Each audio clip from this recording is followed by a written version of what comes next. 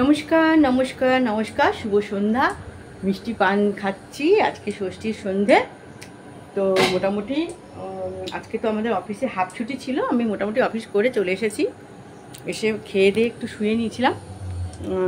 কলকাতা যাওয়া আসা জার্নি হয়, তখন তাড়াহুড়ো করে সকাল সকাল ওঠা, 4টায় ওঠা, এই করা।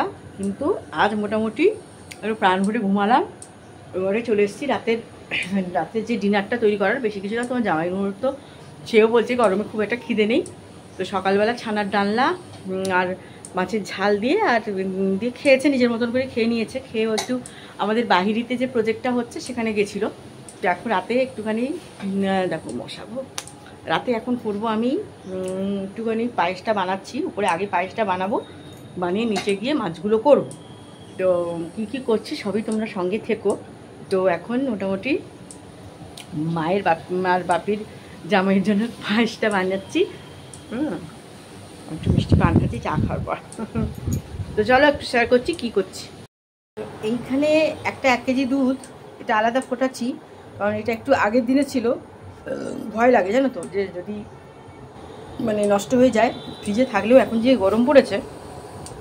আর এই যে বড় কড়া, এটাতে 1 কেজি দুধ আছে। তো এটা ফুটিয়ে একসঙ্গে করব। আর যেটা করছি, এখানে একটুখানি এলাচ একটু থেতো করব। আর এখানটায় দেখো কি আছে, এখানটায় কাজু আর কিশমিশ ভিজিয়ে রেখেছি, কাজু কিশমিশ। আর এখানে যে গোবিন্দভোগ চালটা দিয়ে করব, এটা গোবিন্দভোগ চালটা এটা ভেজানো আছে। তো চলো পরপর কি করছি দেখাচ্ছি। চোখ চ্যানেল দেখার জন্য আমার শুভেচ্ছা রইল। আমার যে পায়েস হবে, সেই পায়েসটা হবে আমার জাস্ট 15 মিনিটে হবে। 15 মিনিটের মধ্যে হচ্ছে কি, এই দেখো এখানে 1 কেজি দুধ আর নিচে 1 কেজি দুধ একটু আগে শেয়ার করেছি, আমার অলরেডি ফোটানো হয়ে গেছে। এর মধ্যে এই যে গোবিন্দভোগ চাল, এই গোবিন্দভোগ চাল 1/2 কাপ চাল নিয়েছিলাম, সেটাকে একটু জলে ভিজিয়ে রেখেছিলাম। অলরেডি এটা ভিজে গেছে এবং এটাকে আমি জল ঝরানো হয়ে গেছে।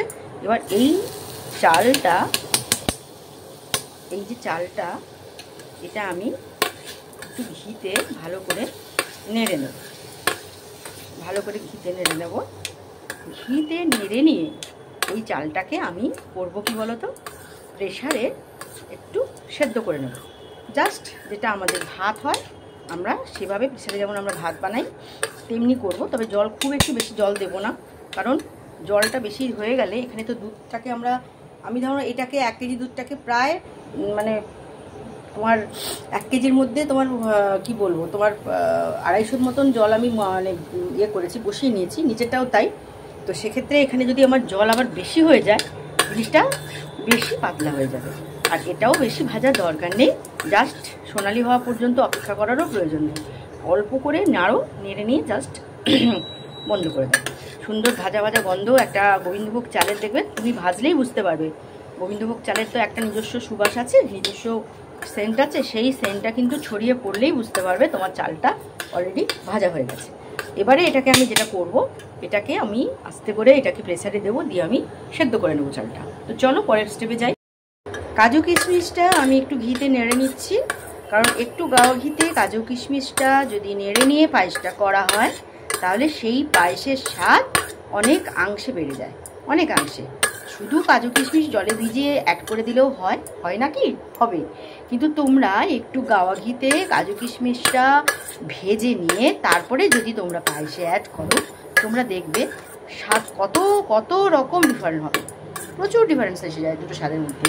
আর সবথেকে বড় কথা, আর একটা কথা মনে রাখবে, কাজু কিশমিশ এখন দেবে না, একদম লাস্টে যখন পায়েসের চালটা একদম মাখো মাখো হয়ে যাবে দুধের সঙ্গে, তখন কিন্তু আমাদেরকে কাজু আর কিশমিশ অ্যাড করতে হবে, তারপরে চিনি।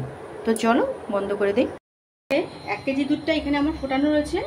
এবারে এর মধ্যে আমি 1 কেজি দুধ, যেটা আমি আরেকটা কড়াই ভিজিয়ে মানে করেছিলাম, ফুটিয়েছিলাম, সেটা দেখো সেদিন চামচটা এর মধ্যে পড়ে গেছি, সেটা এর মধ্যে আমি ঢেলে দিলাম। এবারে যেটা করব, এর মধ্যে আমি দিয়ে দিলাম এলাচের গুঁড়োটা। এলাচের গুঁড়োটা এর মধ্যে দিয়ে দিলাম। জাস্ট লাগবে তোমাদের 15 মিনিট, তার বেশি লাগবে না। এবারে কি করব, এখানে আমার প্রেসারে আমি চালটাকে অলরেডি ভাপিয়ে রেখে দিয়েছি। তো এবারে এর মধ্যে আমি চালটা অ্যাড করব। আজকে তো চালটা যা হয়েছে একবারে পুরো ফ্রাইড রাইসের চালের মতন, মানে একদম পোলাওয়ের মতন হয়েছে। আমার তো ইচ্ছে করছিল পোলাওই করে ফেলি জামাইবাবুর জন্য। জামাইবাবু এই গরমে খাবে না, ওই যে ক্যামেরা করছে আর বলছে না না করতে হবে না, তো করতে হবে না, পায়েসই করো। তো ঠিক আছে, পায়েসের চালটার মধ্যে দিয়ে দিলাম। তো আর একটু পরে এবারে তো এটাকে ঘাঁটতে হবে এবং এটা জামাইবাবু করবে। আমি নিচে যাব, মাছ তরকারি করব, ভাত করব, সেটা আমি নিচে করতে যাব। তো চলো পরে কি হচ্ছে দেখাবো তোমাদের। জামাইবাবুর হাতে ছেড়ে, পায়েসকে ছেড়ে আমি চলে গেছিলাম। মধ্যে কাজু কিশমিশটাও অ্যাড করে দিয়েছে জামাইবাবু। আর এই চিনিটা পাচ্ছিল না, আমি চিনিটা নিয়ে এসছে, তারপরে রাখা হয়নি, ওই জন্য চিনি আর আমি পাইনি, তার জন্য চিনিটা মোটামুটি অ্যাড করে দিচ্ছে। আর নিজের জিনিস নিজেই করছে, কি করবো বলো, আমি নিচে চলে গেছিলাম, রান্নাগুলো করলাম। তো চলো ওদিকটায় যাই। এইটা তুমি কি হাত দিয়ে গুলবে? আচ্ছা তাহলে একটু গুলো। ভয় লাগে, তোমার জামাইবাবু যখন কিছু করে তখন যদি আমি হাত দেই অসম্ভব বিরক্ত। তো মোটামুটি জামাইবাবুর হাত লেগে গেছে আজকে। আমার বাপির, আমার মায়ের একমাত্র জামাই, তার হাতের স্পর্শেই পরমান্ন হয়ে উঠেছে। কি বলবো, পরমান্নটা কি হয়ে উঠেছে বলো, একটু বলো। পরমান্ন হয়ে উঠেছে, অনন্য। কি বলো, আরেকবার বলো, কি হয়ে উঠেছে পরমান্নটা? অনন্য হয়ে উঠেছে।